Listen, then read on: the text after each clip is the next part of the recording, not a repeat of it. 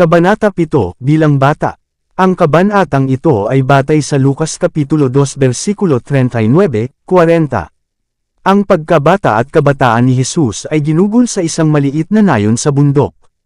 Walang lugar sa lupa na hindi naparangalan ng kanyang presensya. Ang mga palasyo ng mga hari ay may pribilehiyo sana sa pagtanggap sa kanya bilang panauhin.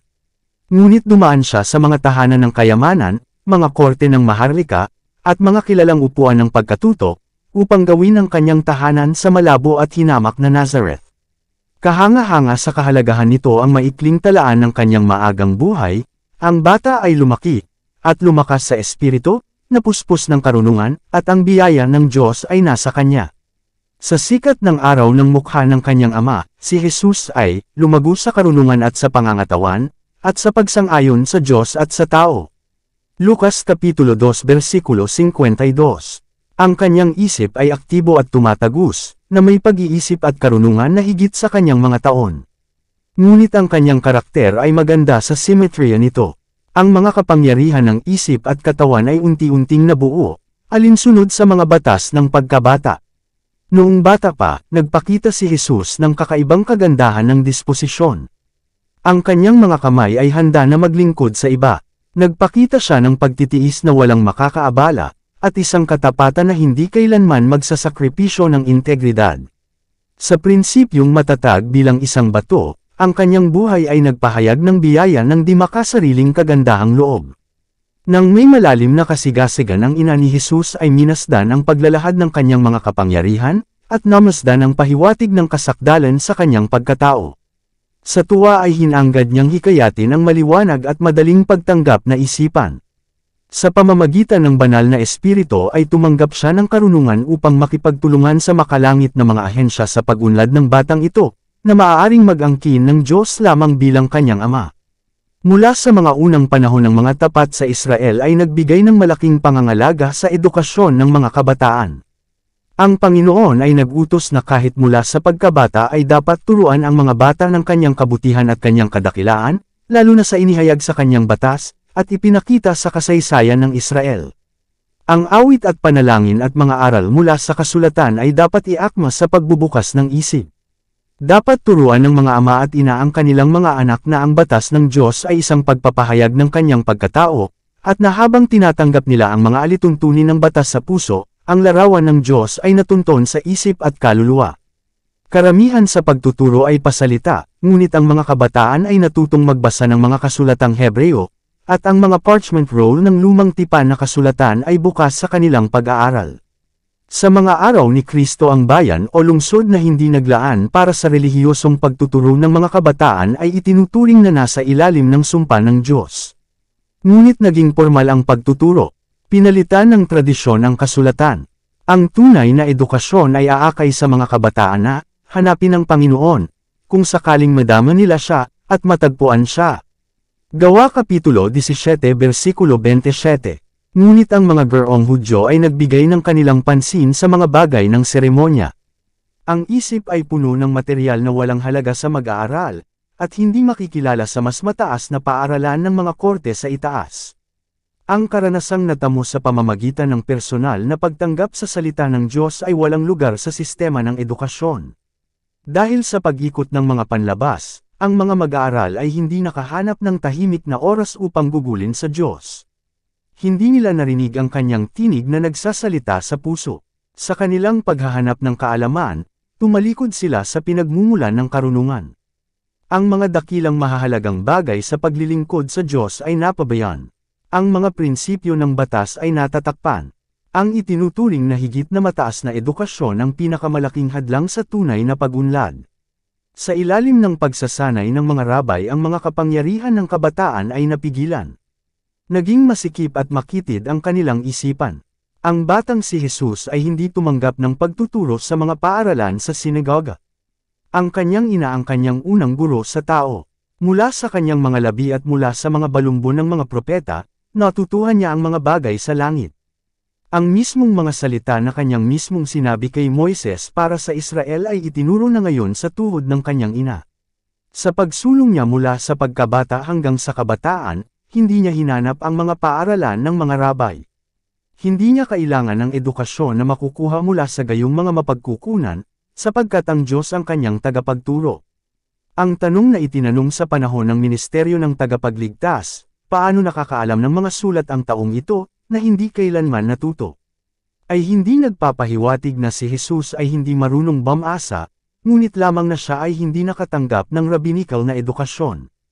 Juan Kapitulo 7 versikulo 15. Dahil nagkamit siya ng kaalaman gaya natin, ang kanyang matalik na pagkakilala sa kasulatan ay nagpapakita kung gaano kasipag ang kanyang unang mga taon sa pag-aaral ng salita ng Diyos.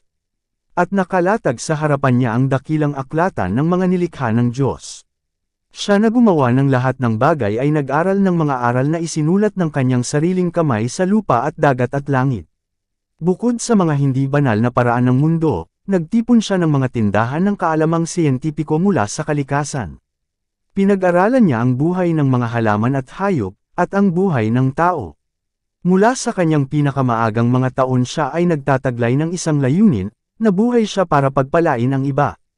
Para dito ay natagpuan niya ang mga mapagkukunan sa kalikasan, ang mga bagong ideya ng mga paraan ay nag-flash sa kanyang isipan habang pinag-aaralan niya ang buhay ng halaman at buhay ng hayop. Patuloy niyang hinahangad na gumuhit mula sa mga bagay na nakikitang mga ilustrasyon kung saan ay lalahad ang buhay ng mga orakulo ng Diyos. Ang mga talinghaga kung saan, sa panahon ng kanyang ministeryo, gustong-gusto niyang ituro ang kanyang mga aral ng katotohanan ay nagpapakita kung gaano kabukas ang kanyang espiritu sa mga impluwensya ng kalikasan, at kung paano niyang tinipon ang espiritual na pagtuturo mula sa kapaligiran ng kanyang pang-araw-araw na buhay. Kaya kay Jesus ang kahalagahan ng salita at ng mga gawa ng Diyos ay nahayag, habang sinisikap niyang maunawaan ang dahilan ng mga bagay. Ang mga makalangit na nilalang ay kanyang mga tagapaglingkod, at ang kultura ng mga banal na kaisipan at pakikipag-ugnayan ay sa kanya. Mula sa unang bukang liwayway ng katalinuhan siya ay patuloy na lumalago sa espiritual na biyaya at kaalaman sa katotohanan. Bawat bata ay maaaring magkaroon ng kaalaman tulad ng ginawa ni Jesus. Habang sinisikap nating kilalanin ang ating makalangit na Ama sa pamamagitan ng kanyang salita, lalapit ang mga anghel, lalakas ang ating pag-iisip, tataas at dadalisayin ang ating mga pagkatao. Tayo ay magiging higit na katulad ng ating tagapagligtas. At habang minamasdan natin ang maganda at kahangahangang kalikasan, ang ating pagmamahal ay nauukol sa Diyos. Habang ang espiritu ay humanga, ang kaluluwa ay pinasigla sa pamamagitan ng pakikipag-ugnayan sa walang hanggan sa pamamagitan ng kanyang mga gawa. Ang pakikipag-isa sa Diyos sa pamamagitan ng panalangin ay nagpapaunlad ng mga kakayahan sa pag-iisip at moral, at ang mga espiritual na kapangyarihan ay lumalakas habang nililinang natin ang mga kaisipan sa mga espiritual na bagay. Ang buhay ni Jesus ay isang buhay na naaayon sa Diyos. Habang siya ay isang bata, siya ay nag-isip at nagsasalita bilang isang bata, ngunit walang bakas ng kasalanan ang nakasira sa larawan ng Diyos sa loob niya. Ngunit hindi siya nalibre sa tukso. Ang mga naninirahan sa Nazareth ay kasabihan para sa kanilang kasamaan. Ang mababang pagtatansya kung saan sila ay karaniwang pinaniniwalaan ay ipinakita ng tanong ni Nathanael, mayroon bang anumang mabuting bagay na lalabas mula sa Nazareth? Juan Kapitulo 1 versikulo 46. Inilagay si Jesus kung saan susubukan ang kanyang pagkatao. Ito ay kinakailangan para sa kanya na palaging magbantay upang mapanatili ang kanyang kadalisayan. Siya ay sumailalim sa lahat ng mga tunggalian na kailangan nating harapin, upang siya ay maging isang halimbawa sa atin sa pagkabata, kabataan, at pagkalalaki. Si Satanas ay hindi napapagod sa kanyang pagsisikap na madaig ang anak ng Nazareth. Mula sa kanyang pinakamaagang mga taon si Jesus ay binantayan ng mga anghel sa langit, ngunit ang kanyang buhay ay isang mahabang pakikibaka laban sa mga kapangyarihan ng kadiliman. Na magkaroon sa lupa ng isang buhay na malaya sa karumihan ng kasamaan ay isang pagkakasala at isang kalituhan sa prinsipe ng kadiliman. Hindi niya iniwan ang anumang paraan na hindi nasubok upang sailo si Jesus. Walang anak ng sangkatauhan ang tatawaging mamuhay ng banal na buhay sa gitna ng matinding labanan sa tukso gaya ng ating tagapagligtas. Ang mga magulang ni Jesus ay mahirap, at umaasa sa kanilang araw-araw na pagpapagal. Pamilyar siya sa kahirapan, pagtanggi sa sarili, at kawalan. Ang karanasang ito ay isang pananggalang sa kanya. Sa kanyang masipag na buhay ay walang mga sandaling walang ginagawa upang mag-anyaya ng tukso. Walang mga oras na walang layunin ang nagbukas ng daan para sa mga tiwaling asosasyon. Sa abot ng makakaya, isinara niya ang pinto sa manunukso. Ni pakinabang o kasiyahan, palakpakan o pagtuligsa, ay hindi makapag-udyok sa kanya na pumayag sa isang maling gawa. Siya ay matalino sa pagkilala sa kasamaan, at malakas na labanan ito. Si Kristo lamang ang walang kasalanan na tumira sa lupa, gayunman sa loob ng halos 30 taon ay nanirahan siya kasama ng masasamang mga naninirahan sa Nazareth. Ang katotohanan ito ay isang pagsaway sa mga nag-iisip na umaasa sila sa lugar, kapalaran, o kasaganaan, upang mamuhay ng walang kapintasan. Ang tukso, kahirapan, ang mismong disiplina na kailangan upang magkaroon ng kadalisayan at katatagan. Si Jesus ay nanirahan sa tahanan ng isang magsasaka, at matapat at masayang ginawa ang kanyang bahagi sa pagpasan ng mga pasanin ng sambahayan. Siya ay naging pinuno ng langit, at ang mga anghel ay nalulugod na tuparin ang kanyang salita. Ngayon siya ay isang handang lingkod, isang mapagmahal, masunurang anak. Natuto siya ng isang trabaho, at sa pamamagitan ng kanyang sariling mga kamay ay nagtrabaho sa tindahan ng karpintero kasama si Joseph. Sa simpleng pananamit ng isang karaniwang manggagawa ay naglakad siya sa mga lansangan ng maliit na bayan, papunta at pabalik mula sa kanyang abang gawain. Hindi niya ginamit ang kanyang banal na kapangyarihan upang bawasan ang kanyang mga pasanin o pagaanan ang kanyang pagpapagal. Habang gumagawa si Jesus sa pagkabata at kabataan, nabuo ang isip at katawan. Hindi niya ginamit ang kanyang pisikal na mga kapangyarihan ng walang ingat, ngunit sa paraang mapanatiling malusog ang mga ito, upang magawa niya ang pinakamahusay na gawain sa bawat linya. Hindi siya handang maging may depekto, kahit na sa paghawak ng mga kasangkapan. Siya ay perpekto bilang isang manggagawa, dahil siya ay perpekto sa pagkatao. Sa pamamagitan ng kanyang sariling halimbawa ay itinuro niya na tungkulin nating maging masipag, na ang ating gawain ay dapat isagawa ng may katumpakan at ganap, at ang gayong gawain ay marangal. Ang ehersisyo na nagtuturo sa mga kamay na maging kapaki-pakinabang at nagsasanay sa mga kabataan na pasanin ang kanilang bahagi sa mga pasanin sa buhay ay nagbibigay ng pisikal na lakas, at nagpapaunlad sa bawat faculty. Ang lahat ay dapat makahanap ng isang bagay na gagawin na magiging kapaki-pakinabang sa kanilang sarili at nakakatulong sa iba.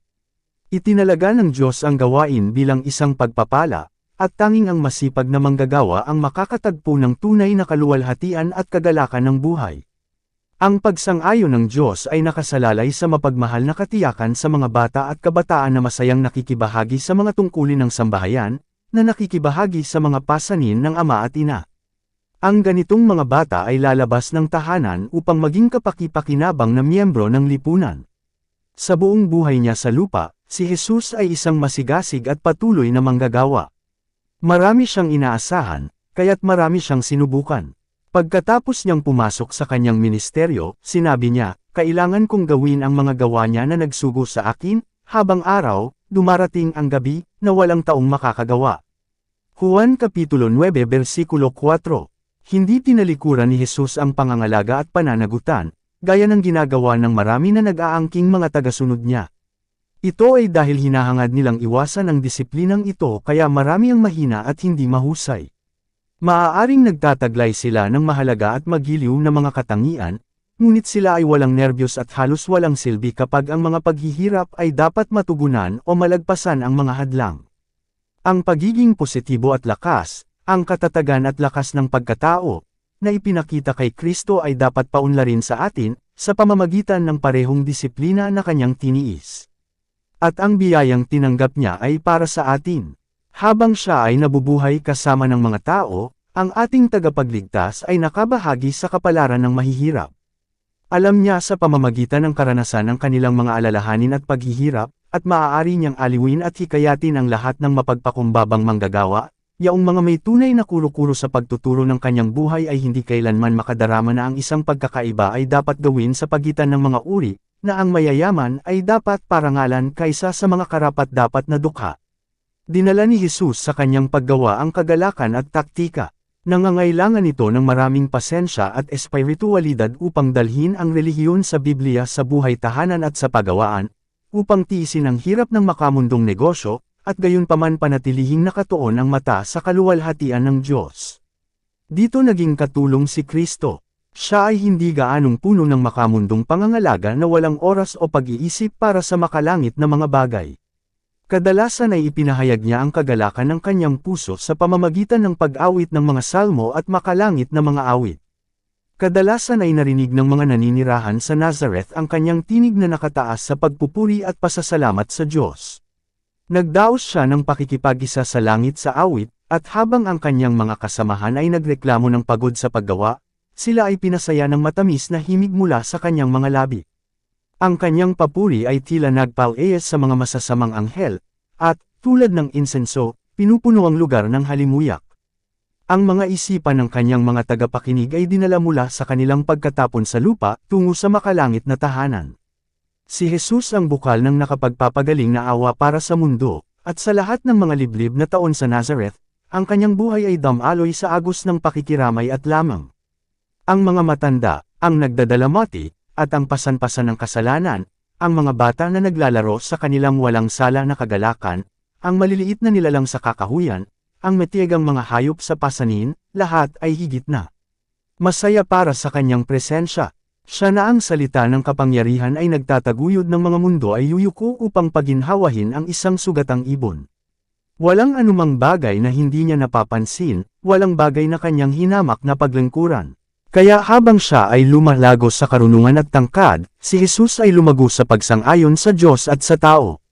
Humugot siya ng simpatiya ng lahat ng mga puso sa pamamagitan ng pagpapakita ng kanyang sarili na may kakayahang dumamay sa lahat.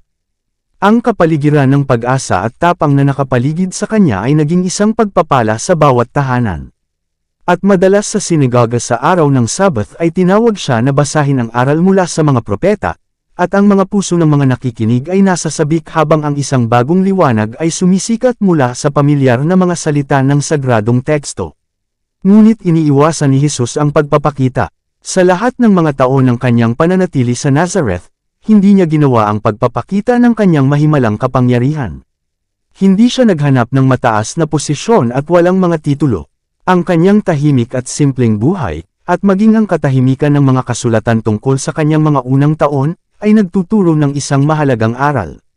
Kung mas tahimik at simple ang buhay ng bata, mas malaya mula sa artificial na kaguluhan, at higit na naaayon sa kalikasan, mas kanais-nais ito sa pisikal at mental na sigla at sa espiritual na lakas. Si Jesus ang ating halimbawa. Marami ang nananahan ng may interes sa panahon ng kanyang pampublikong ministeryo, habang hindi nila napapansin ang pagtuturo ng kanyang mga unang taon. Ngunit sa kanyang buhay tahanan siya ang huwaran para sa lahat ng bata at kabataan. Ang tagapagligtas ay nagpakababa sa kahirapan, upang maituro niya kung gaano tayo kalapit na lumakad kasama ng Diyos sa isang abang kalagayan. Nabuhay siya upang pasayahin, parangalan, at luwalhatiin ang kanyang ama sa karaniwang mga bagay sa buhay. Nagsimula ang kanyang gawain sa pagtatalaga sa mababang pangangalakal ng mga manggagawang nagpapagol para sa kanilang pang-araw-araw na pagkain. Siya ay gumagawa ng paglilingkod sa Diyos ng labis kapag gumagawa sa upuan ng karpintero gaya ng paggawa ng mga himala para sa karamihan. At ang bawat kabataang sumusunod sa halimbawa ng katapatan at pagsunod ni Kristo sa kanyang mababang tahanan ay maaaring angkinin ang mga salitang sinabi tungkol sa kanya ng Ama sa pamamagitan ng banal na Espiritu, "Narito ang aking lingkod, na aking itinataguyod, aking hinirang, na kinalulugdan ng aking kaluluwa."